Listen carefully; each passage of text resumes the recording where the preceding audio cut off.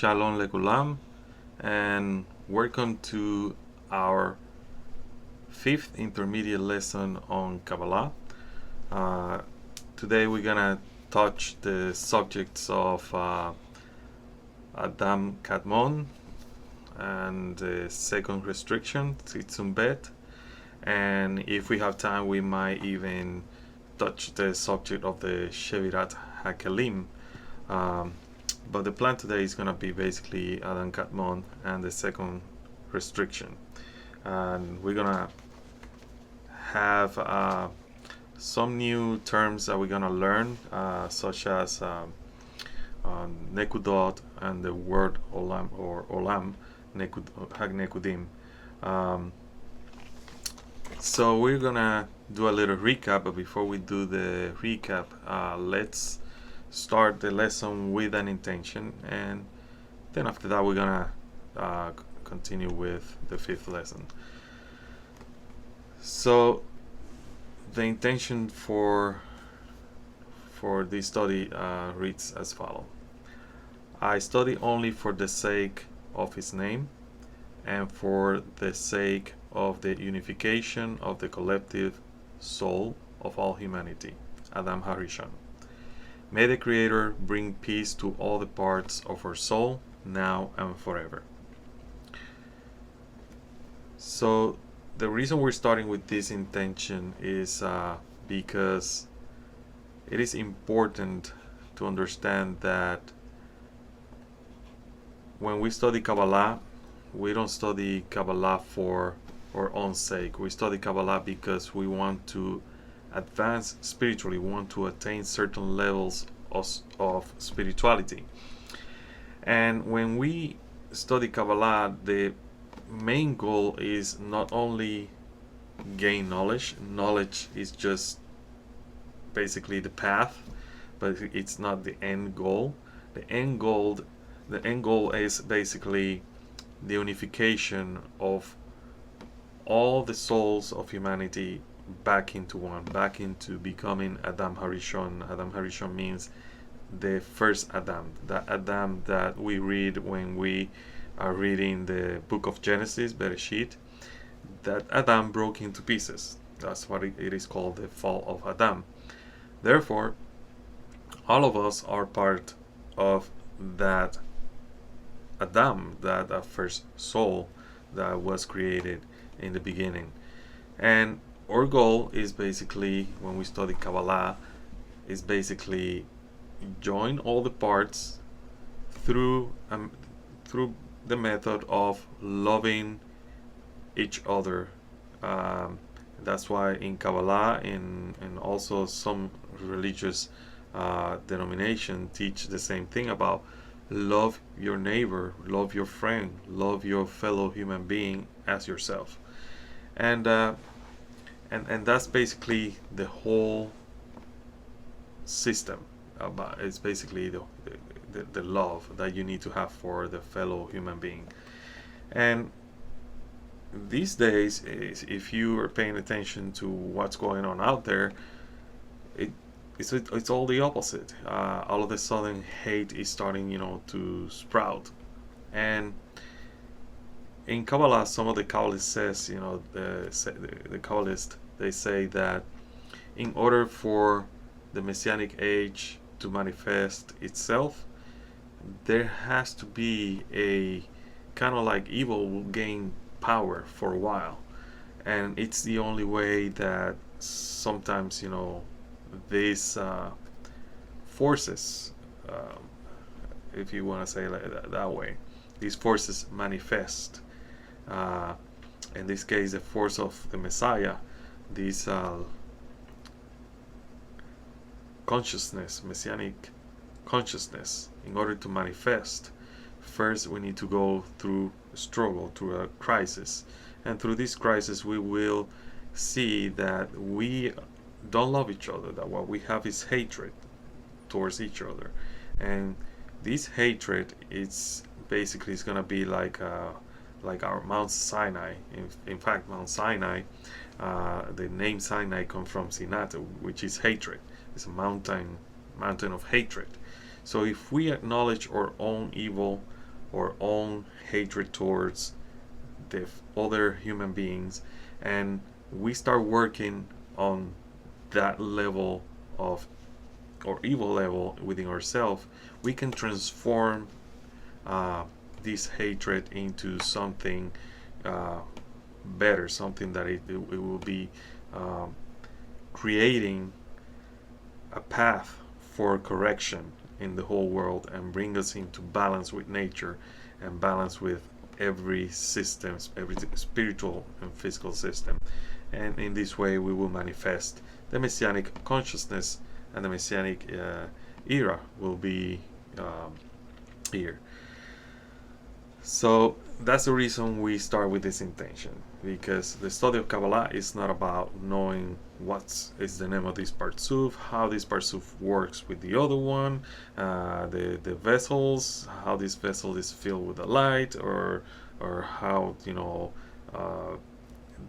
how the light is named according to how it manifests inside the vessel, and all that. So what we need to understand is that there has to be an intention, and that intention is basically to let the wisdom of Kabbalah, the light of the wisdom of Kabbalah, work within our vessel, so we can manifest that light outside ourselves, okay? And basically manifest that light into the world and become light unto the nations. The nations are the egoistic desires, and we need to become that altruistic force within the egoistic desires of the nation. So let's do a little recap of what we have learned so far, and in this way, you know, it will be easier to understand where we are, where we're going, and why Tzimtzum Bet is so important. And for that, we're gonna start first by talking once again about the development of the direct light, the development of desires. And the first thing, if you guys remember, that we're gonna talk is that there is something called Atzmuto. And this is basically the essence of the Creator. We don't know nothing about it. We don't know, and we cannot guess what it is all about. We just call it the essence. This is what it is. Then from there, what we have is pure light, a desire to give pure light. And that desire to give, we call it Keter. We call it Keter. And Keter is just pure giving. That's what it is. Then there's a desire that is created, and that desire is a desire to receive. And that desire to receive, if we remember, is called Chokmah. It's called Chokmah. And it's pure desire to receive. It's after the vessel receives that light, as we mentioned before, you start calculating and saying, hey, it's really good to be like my father. You know, it's like a baby that wants to be like his father, so it wants to imitate. So it wants to give back to the Creator because it wants to be like the Creator. So it stops receiving and wants to give light to the Creator. However, he realizes that the only way to be able to receive, to give, is by receiving. So it starts receiving light again, right? And these two levels are known: the level of giving or bestowal. It's called Bina. And the level in which it starts receiving in order to give back to the Creator is called Tifaret.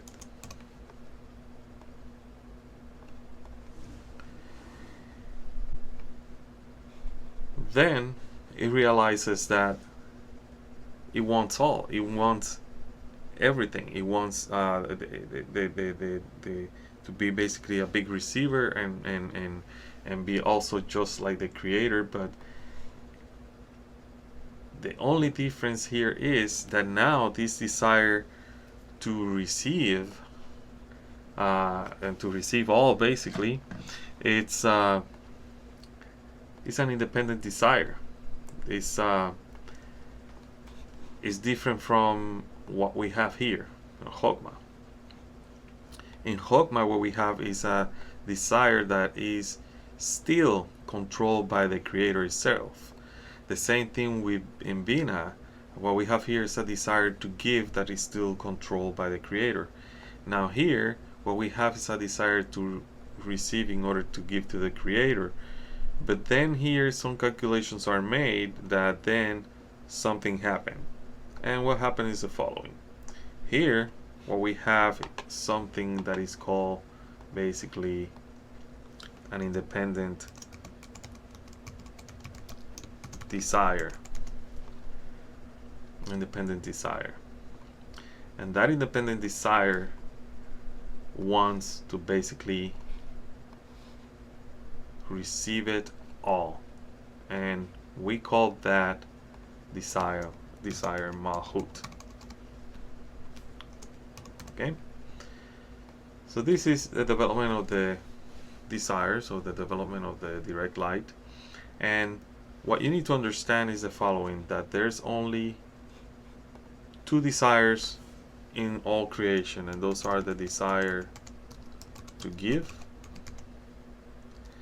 and the desire to receive. These are the two forces that are going to be basically working in all the systems that we are studying and that we have been, or we're going to be studying. Okay, so what you see here, you're gonna see it in the future, okay? Because all this is basically the world of Ein Sof. This is all Ein Sof over here. So Malchut of Ein Sof is where something is gonna happen after these vessels start receiving all that light, all that egoistic desire, start making this vessel feel shame. And remember, when we talk about the shame of this vessel, it's not as the shame of a human being. It's just a symbolic way of showing what really happened in this stage. So the vessel does something. The vessel decides to do something. The vessel decides to restrict itself. So it creates basically a restriction, okay? And that restriction is going to do something, and it's going to change the intention of the vessel. So the vessel, once again, let's go back over here. Here, it was pure desire to receive, but it was connected with the desire of the Creator, if you want to put it that way. In here is an independent desire from what the Creator, it's doing over here. And as you can see, it's bigger. It's a bigger desire to receive. So the vessel, what it does is, at this moment, it changes the intention. This intention to receive only, it needs to change it into an intention to bestow. And this is when the power of Bina right? It comes right away to help, right? But in order to do that, it needs to receive and in order to give, right? So what happened? Just like being a did here, it stopped receiving the light. That's what we have here. And it creates basically a screen called masach. Okay? It created a screen called masach. And what it does is that the light that goes in is reflected back.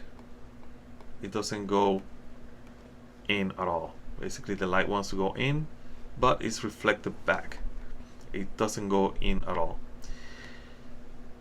This is basically based on what we see that happen here at Bina. Okay, so this development of the direct light is basically the blueprint of what we're gonna see later happening in each of the Partzufim, in each of the Kelim and all that. However, the vessel, the Malchut of Ein Sof, when it did this, that restriction is, we call it in Kabbalah, Tzimtzum Aleph, and Aleph is basically the first letter of the Hebrew alphabet, and Tzimtzum Aleph means basically the first restriction. So this is Tzimtzum Aleph. Tzimtzum Aleph. In Tzimtzum Aleph, the vessel will not receive the light because it feels shame. It feels, that basically like the parable that is used in Kabbalah, you go to this dinner and the host invited you to a dinner basically, and you sit down and they start giving you all these different plates, and you eating basically everything, and then you realize by eating everything, I'm not satisfying the giver, because the giver wants to make sure I'm enjoying it. Yes, I'm enjoying it, but I'm enjoying it in an egoistic way. I'm not recognizing the host who actually took the time to cook and prepare these plates, for me. So when I realize that, I start feeling shame, and now I just stop eating, and eventually I will start taking one plate at a time and acknowledging through that eating, through that satisfaction of that plate, the creator. Is basically like saying thank you for the plate, instead of just give it to me because I want it, just give it to me because I want it. In this case, by receiving, the vessel or the creature in this case is giving pleasure to the creator. Okay, so that's what we need to understand here. So what happens? The vessel later decides to let the light in. Okay? And in order to let the light in, it has to go through different stages or development, right? In order for that light to fulfill the purpose of filling the whole vessel. So now is when we're gonna see how that system start working and developing everything else. So Malchut of Ein Sof, okay, Malchut of Ein Sof, this here, after he made that restriction, Tzimtzum Aleph, after he made that restriction, is known as the system of Adam Kadmon, okay, or Olam Adam Kadmon. And Adam Kadmon means the primordial man. And it has basically nothing to do with how our bodies, or the Adam of the Bible and things like that.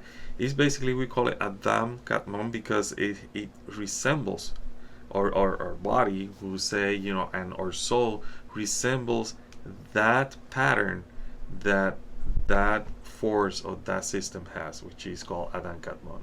So do not think, that Adam Kadmon is a being, it's a basically, do not personify, don't put basically, I would say, like an image of a man that is huge and big and everything. It's not like that. It would be a mistake to do that. This is just a system. It follows a pattern, and that pattern will be manifested throughout the rest of creation, right? So that's why it's called Adam Kadmon, primordial.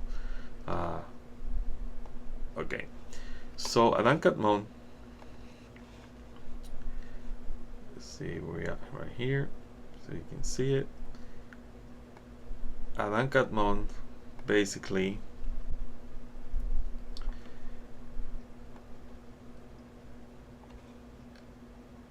this is the screen right here. So Adam Kadmon, what it did was the following. Remember, Adam Kadmon is the Malchut of Ein Sof. So he receives the light, right? He receives the light, and the light that goes in is reflected. And we mentioned that, right? And that light that is reflected is it's gonna be what we will know as the vessels of reception. But before we get ahead on that, let's explain some of the stuff. And I'm gonna be reading a little bit from a book that I wrote that is gonna be out pretty soon. It's called Opening the Gates of Creation, and I'm gonna be reading from a chapter called The 5 Partzufim of Adam Kadmon, just for us to understand a little bit and have an idea. So every time the creature expels the light, it has memories of the previous states. It has memories of the desires and memories of the light. So two things that we need to understand here is the following. The desire, or memories of the desire,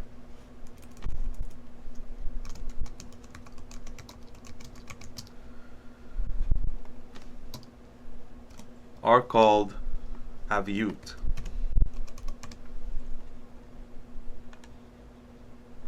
Okay, this is called aviut. The memories of the light being, filling the vessel, those are called heat, lab, shoot. So what's gonna happen is, from now on, and it's very important that that you memorize and that you understand this concept, because we're gonna talk a lot about aviut and heat, lab, shoot. In this case, what we're gonna see is that in this part of the Partzufim, the Partzufim that are gonna develop after this, in here right now is Adam Kadmon. In this part, what we're gonna see is that this Partzuf has aviut 4 with heat, lab, shoot 4. And if we go back, remember that this is what we have here is basically Chokmah is 1, Bina is 2, Tiferet is 3, Malchut is 4, and Keter is 0. Okay, So you write it down, so that way you know it's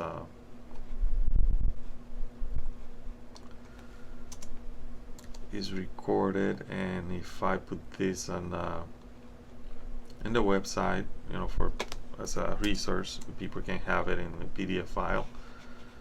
Let me get back to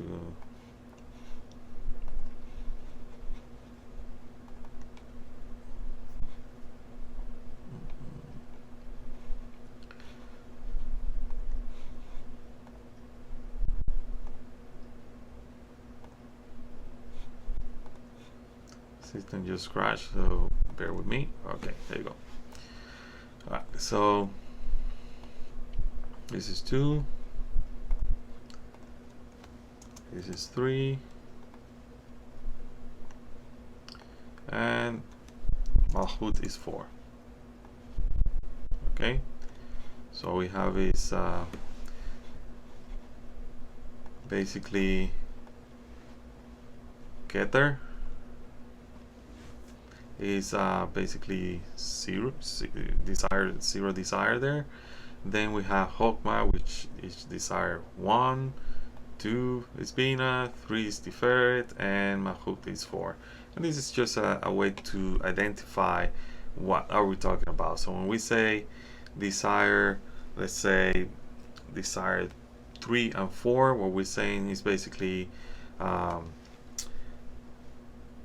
the memories of the desire of Tiferet and the memories of the imprint of the light, you know, which is for Malchut. Okay, and these memories are called Reshimot in Hebrew. Okay, so we're gonna talk about Reshimot. So make sure that you memorize these concepts, the concept of Reshimot, which is memories, and what are those Reshimot, what are the names of those Reshimot, okay, which is Avyud and Hiblashut. So in Avyud 4, Reshimot 4, what we have is a system that is called Adam Kadmon, like I said, but that Partzuf has a different name or another name, and that name is called Galgalta. And in Galgalta, basically what happened is that the light that goes in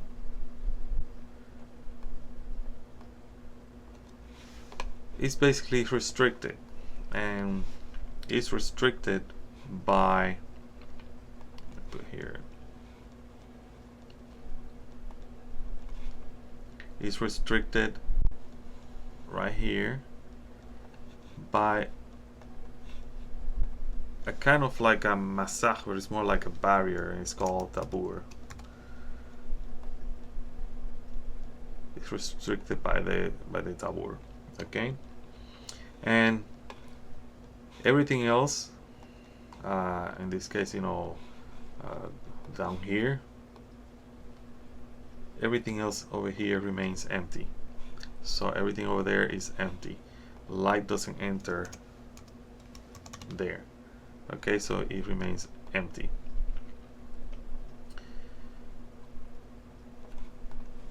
So the light just goes there, and below the taboo the light doesn't go. So the creature, in this case, you know, the system wants to make sure, you know, that these basically that this whole thing, this whole vessel, it's fulfilled, that this whole vessel is filled with the light, right? So if we're gonna see this in the following way, it's like let me try to draw here a vessel. So the vessel, this is the vessel. Basically the vessel has over here, you know, the Rosh, and the rush is this over here, this part over here where the light goes in and it creates a sivug. A sivug is a coupling, sivug de acá. It's like a coupling by striking, so the light strikes the masach and creates certain kinds of actions that will affect the vessel below. So what we have is the light coming in, hitting the vessel. It makes calculations, it gets reflected back. Some of the light that gets in, but it's basically restricted. So this system that we call here tabur, right, this line over here, tabur, let's say it's right here, okay, and everything over here is empty. Down below the tabur, everything is empty. How then can the creature somehow fill all these empty space down here, right? That's when you start doing calculations by the sivug de acá, by the coupling by striking and all that. And that's when the reshimo also are going to start playing a role here as well of the calculations of the desires for the light and the desires to receive the light. So Abiyut is a desire to receive. Hitlashu is basically desire like of the light which is bestowed. And the Reshimot, remember, are memories. So those Reshimot, according to what we are gonna be learning, those Reshimot are gonna be basically working here at the Masach, at the level of Masach. This is where the calculations are gonna be, and because of that calculation, then it's gonna affect how the light goes inside the vessel. Okay, so let's continue. Let me see if I can choose this. Okay. Okay. So what's gonna happen is the following. There's a light that gets reflected, right, that we talk about, and that light, when it gets reflected out, it becomes what is called or makif. Or makif is basically a surrounding light, the surrounding light, and this surrounding light is gonna play a very important role in the development of the vessel, the fulfillment of the light of the vessel, because between the Or Makif and the Or Pinimi is basically the internal light, the light that goes in, and together with the Or Makif, they're gonna make certain interaction that is going to make some pressure, basically, or pressure the creature or the vessel to receive lishma. So the Or Pinimi and Or Makif put pressure on the tabur in this area over here, and the masach of the tabur can receive lishmat and can't remain under this pressure. So the tabur returns to its previous place in the peh of Rosh and gets rid of all the light in the kli. So some of the things that we need to remember is peh, which is it means mouth, right? But it's right here. So the peh is basically a little opening in the masach where the light is gonna go in. So the tabur, what the tabur is gonna do is basically, because of the pressure of this light, which is Or Pinimi, and the pressure of that light over here, which is the Or Makif, the surrounding light, it cannot resist, cannot remain under that pressure. So what it does is it goes up to the level of the peh. So what it does is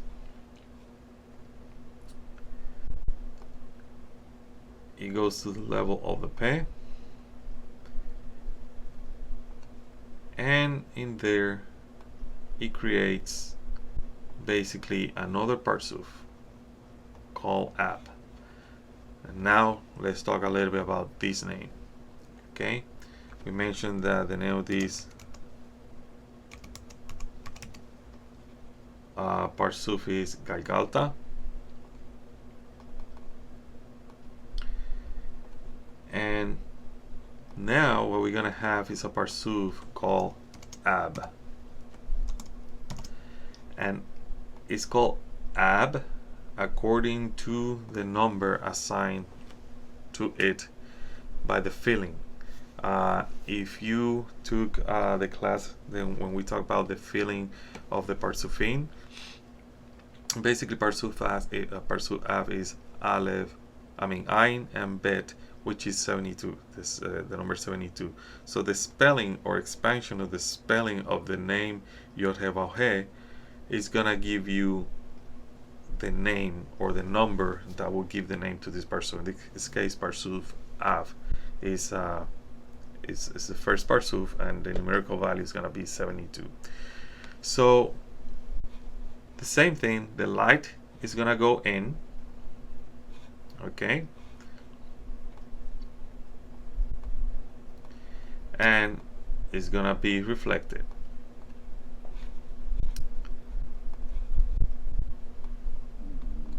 So what's gonna happen is when the light goes in into the Partzuf, the Or Makif and the Or Pinimi, so you're gonna have the Or Pinimi and the Or Makif, again the same thing here, they're gonna put pressure on that and the tabur. So what's gonna happen is the tabur is gonna go back to the peh, because remember in each Partzuf we're gonna have a peh. So this is a peh over here. This is the peh of Ab, and what's gonna happen is it's going to create another Partzuf at the level of that peh of Ab, and that Partzuf is going to be called Sag.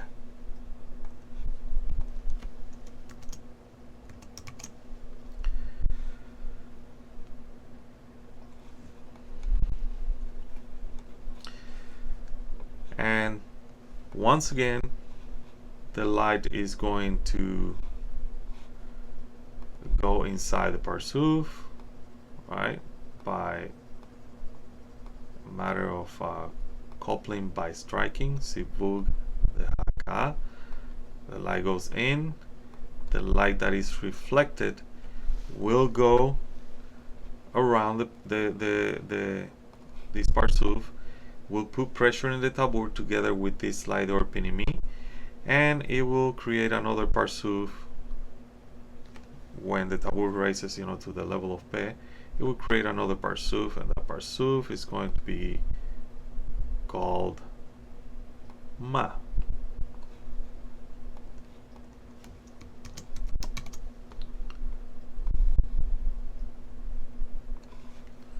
Once again, the light goes in,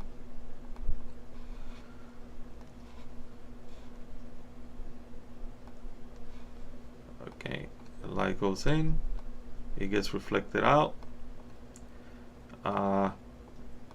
there's pressure in the tabur by the Or Pinimi and also by the Or Makif, and another Partzuf is created, and that Partzuf is actually called Bon.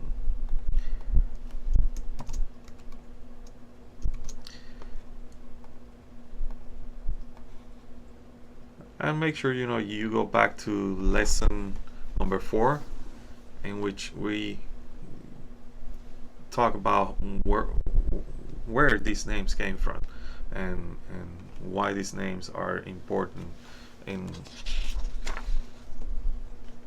order for us to understand what's going on. Okay, so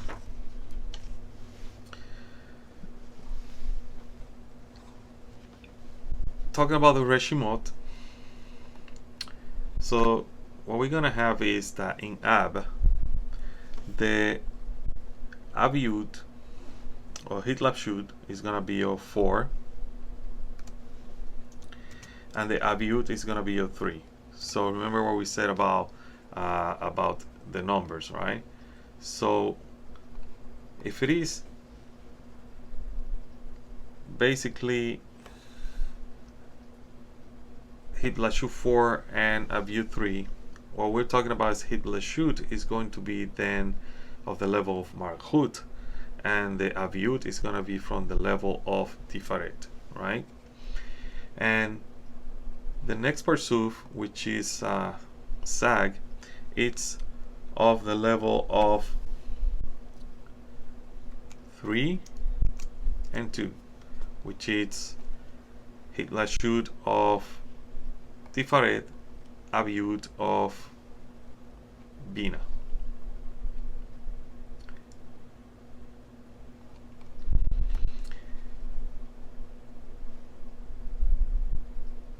And that number 2 in this Partzuf, the Aviut of the desire, is a desire to give, right? And the desire of 3, which is Tiferet, is a desire to receive in order to give. So we have here already some double force of Bina manifested in it that will create something very interesting, which is going to be a new basically world, which is the world of Nekudim, and that's basically what's gonna happen after we talk about this and see, you know, how they develop. So in here, remember when we talk about that the tabur raises itself to the level of the peh of the previous Partzuf. So in here, the peh of Galgalta. So the Rosh of Ab is going to start on the peh of Galgalta. The Rosh of Sag is going to start on the peh of Ab. Rosh of Ma is going to start on the peh of Sag, and the Bon is going to start on the one of Ma. So what's going to happen is the following. You have here basically, right, let me point it out right here, this right here, that reflection of that light reflecting back is called Nekudot. Okay, it's called Nekudot. So Nekudot are basically the vessels of bestowal. Okay, these are the vessels that are gonna basically serve as a kli, as a vessel itself, to be able to give back to the Creator. So the same thing that happened in Ab, in which Ab basically is a result of the tabur raising itself to the level of peh of Galgalta. So when the light gets reflected in to become Sag, it creates Sag. In Sag also the Sibut De'aka that happens there reflects the light in order to create the next Partzuf. But something happened over here. What we have are vessels that are gonna have also Aviut and Hitlapshut, because the same thing that happens here, remember, this is the blueprint of everything else inside the vessel. So it might be kind of confusing, you know, but you get it eventually, that every system basically works the same, and it's all a matter of the 5 levels of the development of the light. So the same thing happened here. What we have is a level of, I'm gonna put in a different color here. So we're gonna have a different we're gonna have here vessels that also gonna have these desires. So in this transition from desire to and Hiblashu 3, as it transition, it reaches a level. I mean, over here, from here, it reaches a level of 2-2. So somehow the Partzuf is gonna find itself as it changes from 3 to 2 to 2-2, and that's Bina and Bina. And you're gonna say, and why that is important? You know, how do I? So what you have is that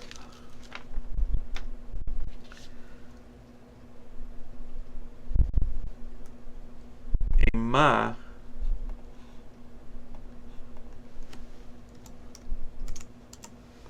the Hiblashu is gonna be of 2 and the Aviut of 1. In Bon, it's gonna be of 1, and the Aviut is gonna be of Shorish 0.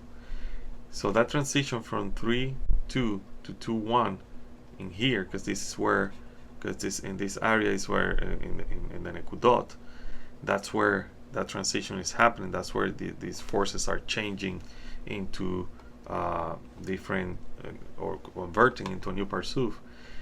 In there, something happened that when it reaches 2-2, it reaches a level of Bina Bina, and Bina Bina is basically pistol.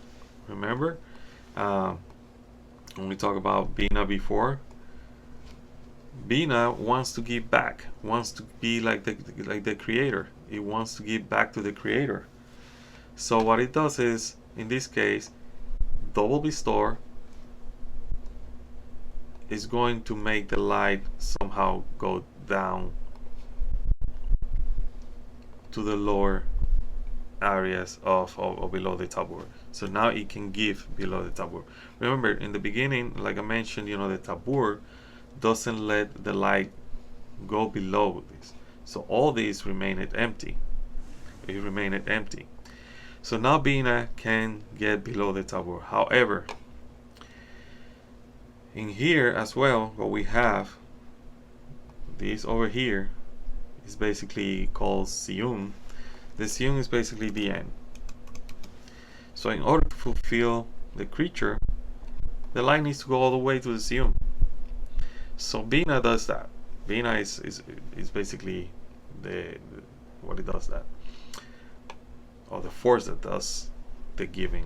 In when we talk about desire to bestow, put in your mind Bina. Desire to receive, Mahut. So what's the matter here? What's happening here is the following. We have a desire to give, but in here, this is all Mahut, is desire to receive, right? So we have is two desires now interacting. We have a desire that it remained empty because it felt shame. We have now a desire to give and to fulfill these vessels that are below and that are basically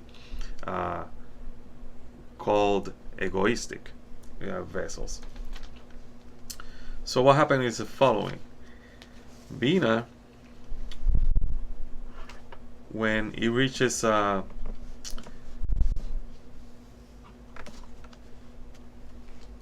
this case, Partzuf Sag, when it reaches, the level of 2-2, is pure Bina, is pure, giving. This Reshimot can go below the Tabur.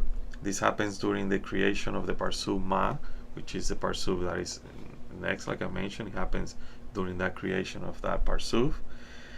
And Nekudot the Sag which is basically, remember, Nekudot is this light that is reflecting. Nekudot the sag is an intermediate Partzuf between sag and ma.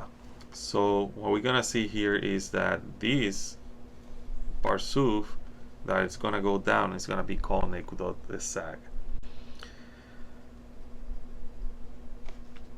So this interaction is going to make, let me change this here, it's going to make the future creature, the future I would say environment, the future system that will have the souls happen. Or what we're gonna see is that in here, this is Galgalta. We have Galgalta with Hiblashut and Aviu 4/4. We have Hogma with Hiblashut and Aviu 3. Then Sag, and then Sag has something called Nekudot de Sag. And Nekudot de Sag, that's what we're gonna be talking now, because it's a Partzuf that is very important. Let me put it here so it can be seen. Okay. So Nekudot de Sag. Nekudot de Sag, it's created by the Tzimtzum Bet, right? And how does Tzimtzum Bet happen? It happens the following way. So when Bina reaches the level of Bina Bina, level 2, it basically sends light all the way down, or wants to give all the way down. However, this area here, like I mentioned before, that area, it's called, or is ruled by desires to receive. Okay, desires to receive. So Bina needs to do something in order for these desires to be changed, in order for these desires to become altruistic. It gives some of its qualities to Malchut, but Malchut also gives some of its quality to Bina. So this is here the tabur. Let's write down so you can have an idea of where we are. This is the tabur. And what Malchut does is the following. Malchut understands that I cannot receive for the sake of receiving. I need to receive in order to bestow. So the same thing that happened over here in Galgalta. Galgalta is basically Tzimtzum Aleph.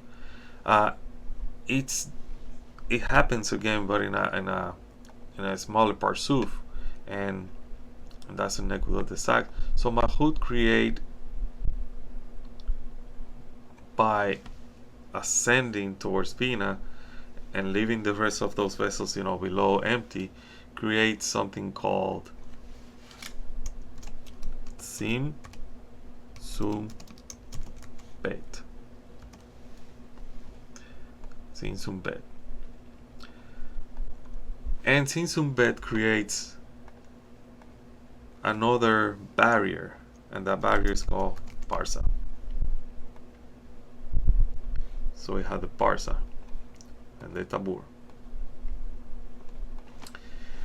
And if you were studying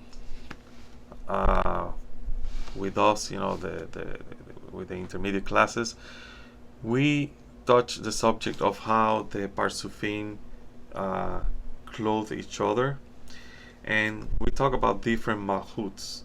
The Malchut that is the Tabur, Malchut that is the Parsa, and a Malchut that is basically the Siyum, which the Siyum is right here in the bottom.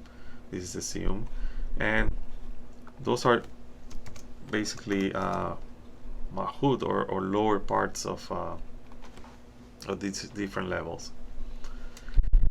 So now we have a restriction right here in the middle, and these vessels are or remain empty. In the beginning with Tzimtzum Aleph, the light went all the way in, but it was restricted right at the tabur, and all these vessels down here remained empty. And like every Partzuf is divided into 10 sefirot. Okay, so Galgalta has 10 sefirot, Chokmah has 10 sefirot, Sag also has 10 sefirot, but now with this they're restricted. And something that you need to understand, because it is read in most of the Kabbalah books that we have today out there, is that Keter, Chokmah, Bina, Chesed, Geburah, and the upper third part of Tiferet are the ones that remain with light. The 2/3 of Tiferet and Nesat, Hod, Yesod, all the way to Malchut, they're empty. They're empty because these are vessels that are not ready to receive yet. These are vessels that are coarse, they cannot receive anything. So what it does is, by this restriction, it uses only the vessels that we call vessels of bestowal. So when that happens, it creates then a Partzuf called Nekudot de Sag, and is in a level that we call katnut. Katnut means small level, smallness, or level of smallness. So what you need to understand is that now what we have is two things in here. We have vessels of bestowal, and these vessels of bestowal are ruled basically by a force, the force of Bina. And these vessels down here, which are vessels of receiving, egoistic vessels, are vessels that are ruled by a force, or the force of Malchut. So we got Bina and Malchut basically interacting with each other, and now Malchut restricting the receiving of the light in order to be able, if he receive, it will receive for the sake of the Creator, for the sake of giving. Not, if it's not ready, it will stop. And that's what it did right here, by creating a parsa, by creating Tzimtzum Bet. So we have one Tzimtzum, and now we have the second Tzimtzum.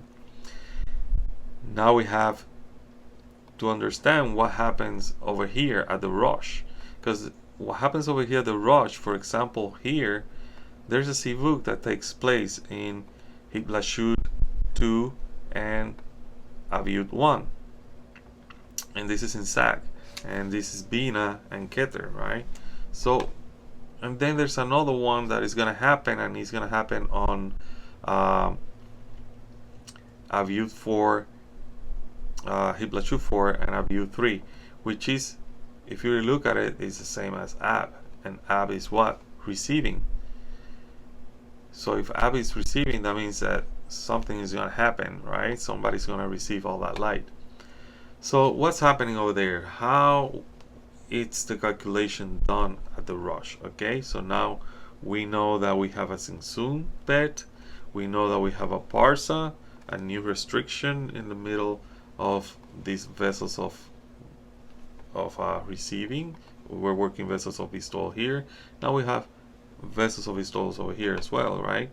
And everything here remaining empty. So let's imagine that this square right here, right, is what you see here. Okay, so that square is called the Rosh. It's called Rosh. Each Partzuf has a Rosh. A rosh is basically a head of the Partzuf.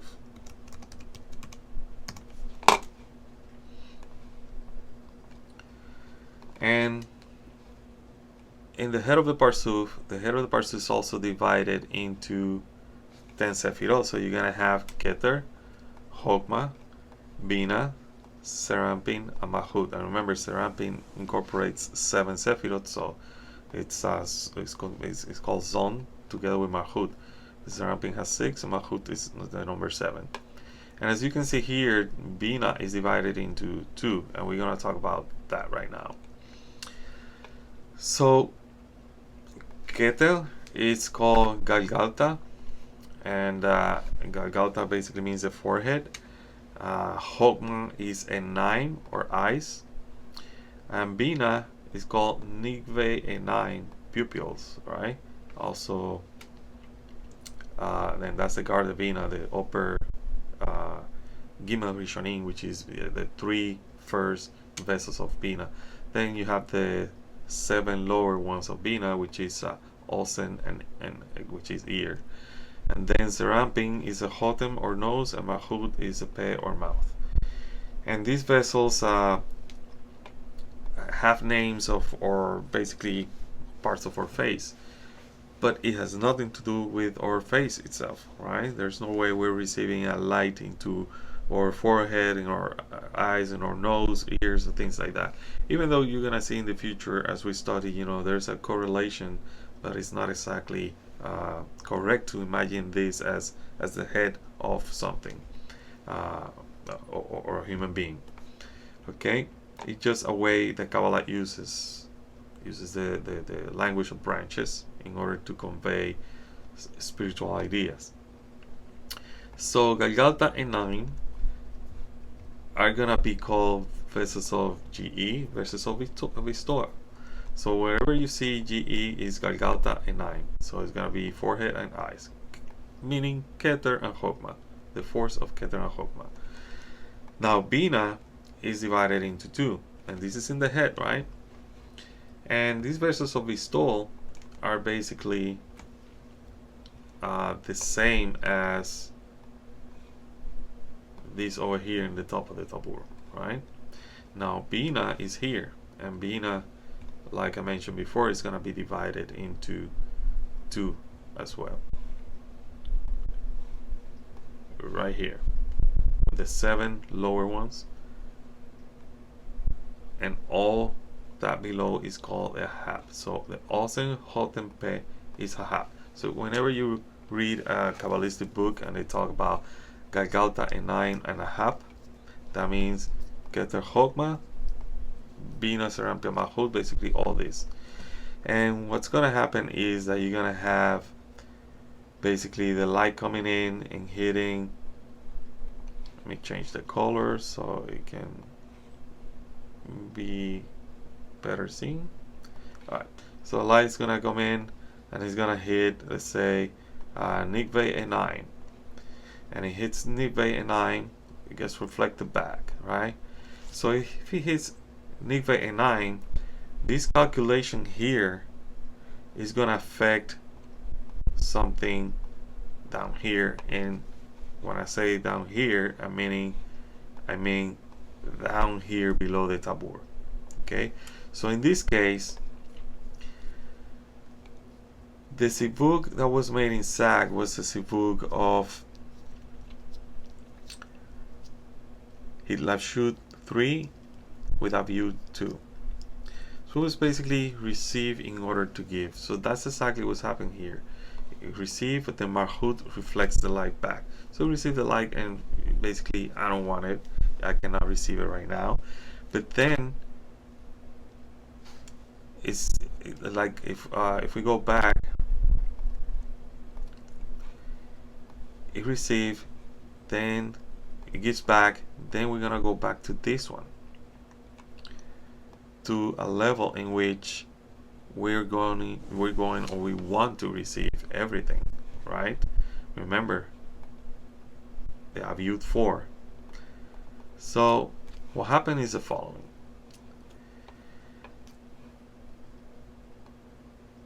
A sivug was made in Nikve Enaim, and that's why the vessels of bestowal are in a state of katnut, and that's exactly what I was mentioning here. A bestowal was made right there. I mean, a sivug daka was made right there, and that's basically using the vessels of bestowal. But what if you have the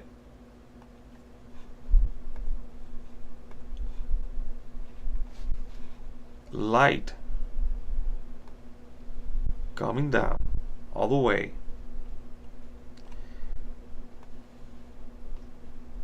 and doing a sivug at the very bottom, at the malchut of Rosh? And that's basically what happened.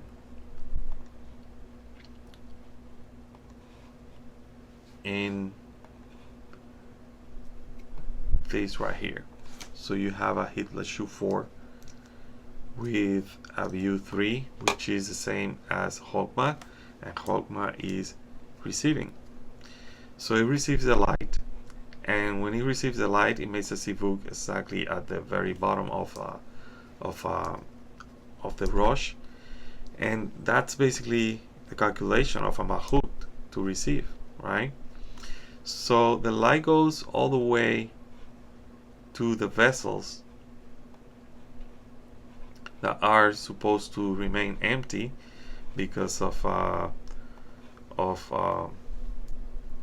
being egoistic. So from a state of katnut that was here, right,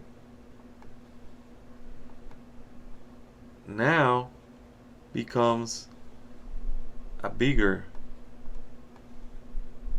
Partzufim. Why? Because the light that was calculated here now goes all the way down here. Okay? And that creates a problem. And the problem is that it creates a breaking of the vessels in that area. Okay? So this area here, all that breaks. And that is called the Shevirat Hakelim. That's the area where all these vessels of bestowal and the vessels of reception mix together, and they shatter, and when they shatter, basically they're intermingled, and that's what we as Kabbalists consider as the root of all the evils that we have. Okay? And all because what happened here in the Rosh. So the Rosh is very important that you understand this, because the vessels, Keter, Chokmah, Bina, and everything, they're not only here, they're everywhere. In the Partzuf, in the Rosh, you have the same system that is here, you have it in the Rosh. And in the Rosh, where the light makes a sivug, is gonna make something happen below the tabur. In this case, in El Galta, the light is restricted in the tabur, and everything else is empty because vessels of reception. But then with Chokmah, nothing basically happened because it's still, reception and restricted reception. But then with Sag, it's different. When Sag reaches Bina, level Bina, and Hitlashu Bina, and Aviut Bina, and then it's able to go below the tabur. But then Malchut does the Tzimtzum Bet. He says, I don't want to receive all that, these vessels that I have that are very egoistic cannot receive this light, otherwise we will break. So it creates a parsa and restrict the light from going down to these vessels of Nehi. And the Partzuf then, which is Partzuf of Nekudot Sag, then creates what is called a Partzuf that is in a state of katnut, which is a state of smallness. But then when the sivug is made on Hitlashu 4 Aviut 3, the light goes all the way down below the parsa, and that breaks these vessels over here. Okay. So what happened is the following. Then what you have is vessels that are mixed with each other. So you have vessels that are not now working separated, but now they are together, and this creates a special situation because now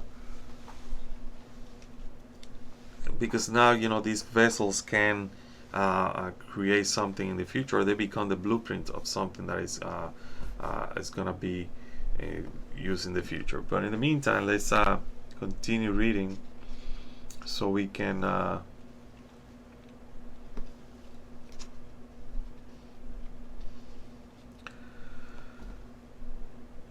so Tzimtzum Aleph gave the opportunity to Behinat Dalet, which is Malchut, to receive the light and create a desire for correction. The desire was not present in Adam Kadmon. In order to create the desire for correction, Adam Kadmon should not have only properties of the desire to receive, which is Malchut, but should include the upper 9 Sefirot as well. This in turn will help the future Adam, that means Adam HaRishon, to transform the reception into bestowed through Torah and Mitzvot, and for the sake of the Creator. So,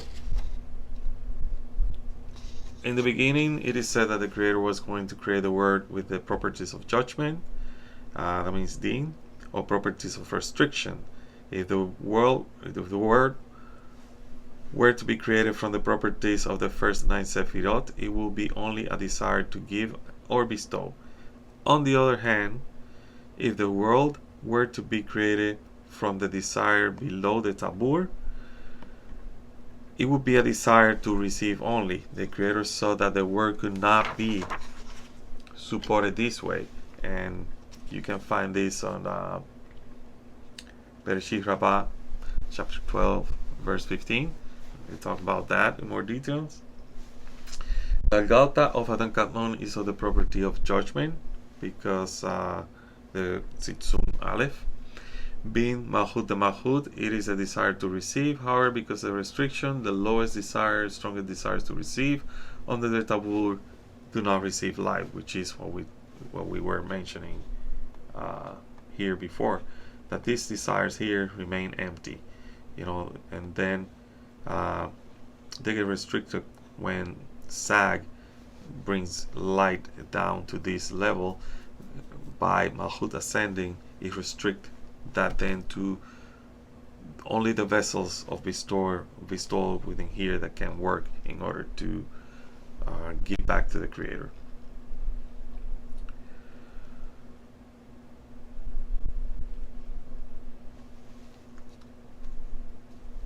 So Nekudot Sag sees that the Kelim Nehim, these vessels down here, lack the appropriate screens. They don't have the proper screens in order to receive, to bestow.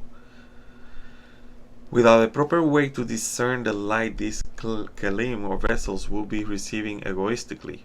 So Malchut rose to Tifaret, that is Bina the Guf, right? Rose to Tifaret. This is on the 2/3 of Tifaret, and separates the kelim of reception from those of bestowal. In this way, Partzuf Nekudot the Sag will not be an egoistic Partzuf. So this Partzuf will not be an egoistic Partzuf. It will be Galgal Tainaim, Galgal Tainaim, and Galgal Tainaim. And we mentioned that Galgal Tainaim is basically Keter, Chokmah, vessels of bestowal. Okay? So that's what's happening here. It's working on that level right now. A level of katnut, a level in which only the vessels of bestowal are working.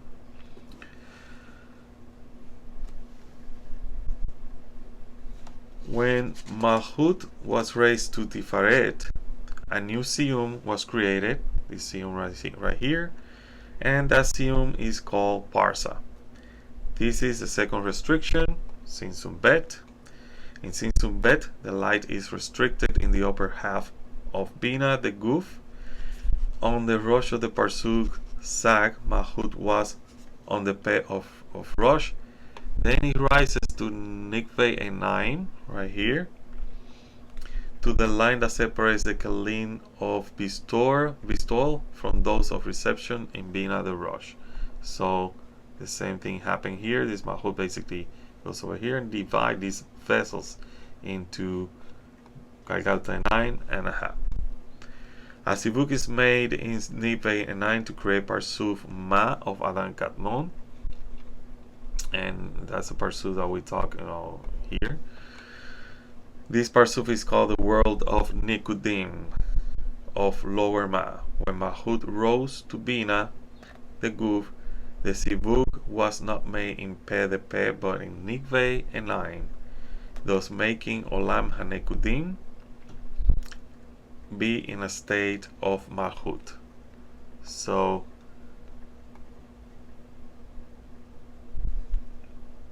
in a state of katnut. So basically, katnut is a state in which the Partzuf is in smallness, like I mentioned before. The Partzuf is using only these vessels of Bestol, and it lacks Rosh and Mochin. Rosh and Mochin means head and brains. In addition to these degrees of Ibur or impregnation, like that, or birth, Yanika, nursing, and are called katnut.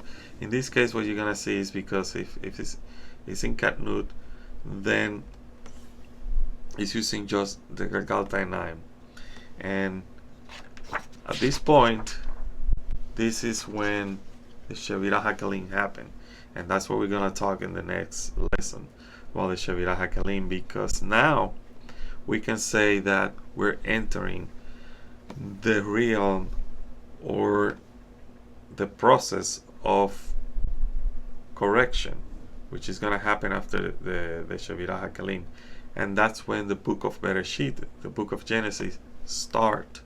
That's when the book of Bereshit is start describing this process of correction, to the point of the first Adam is created, and how the different generations after Adam all the way to today's generation is basically linked to that breaking of the vessels and the correction that was started after it.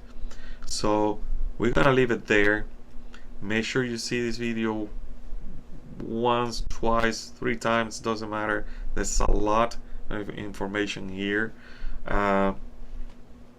If you desire, just send me any a message for feedback, and or if you want these drawings, we are going to be saving them in PDF files in case somebody wants them. You do a request through our website www.receivingtheupperlight.com, and from there we will give it to you for free. We don't charge or anything like that, and your email remains not even with us. Just send the email. We just use your email to send you back the PDF. We don't even store it.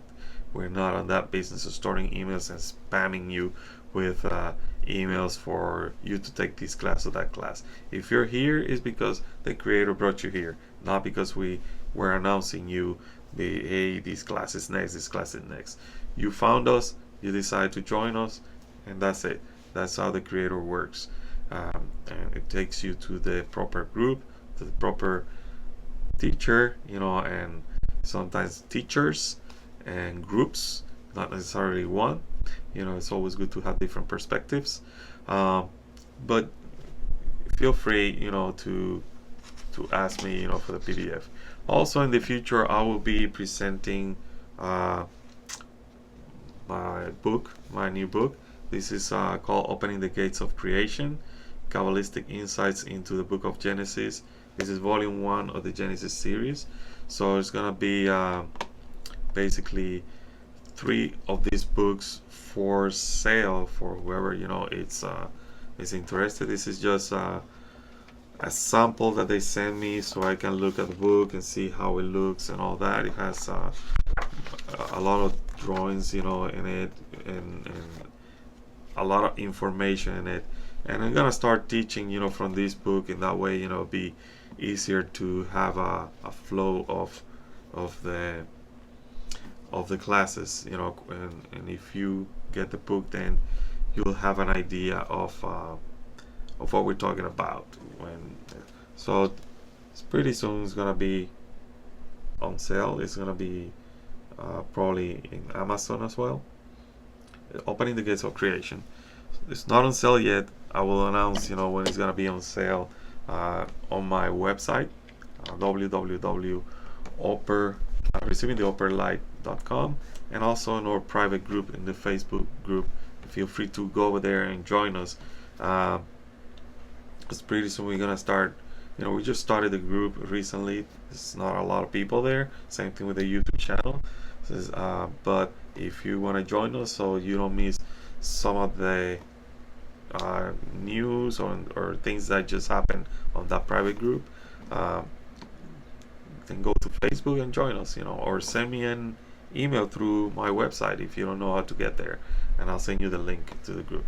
Okay, so this is it. I'll see you on the next class, class number 6, and we're gonna talk about the Tzimtzum Bet again.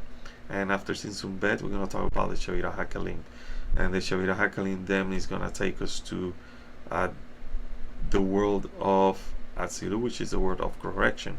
But there's some Partzufim that are created, and after Shavira Hakalim, because the Shavira Hakalim then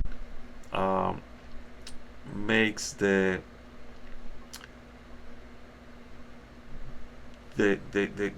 Partzuf Atik, which the Zohar talks a lot about it. It makes the Partzuf Atik be born in a state of embryo, which is the state of Ibur, and we're gonna know what these concepts are all about. So I'll see you in the next class. Shalom, and I hope you have enjoyed. Like I said, send me any feedback through our website, www.receivingtheupperlight.com. And if you just saw this video, make sure you subscribe so you'll know whenever we put a new video on YouTube. You know, you can be basically receiving a reminder that we have something new there. Okay, so I'll see you later out.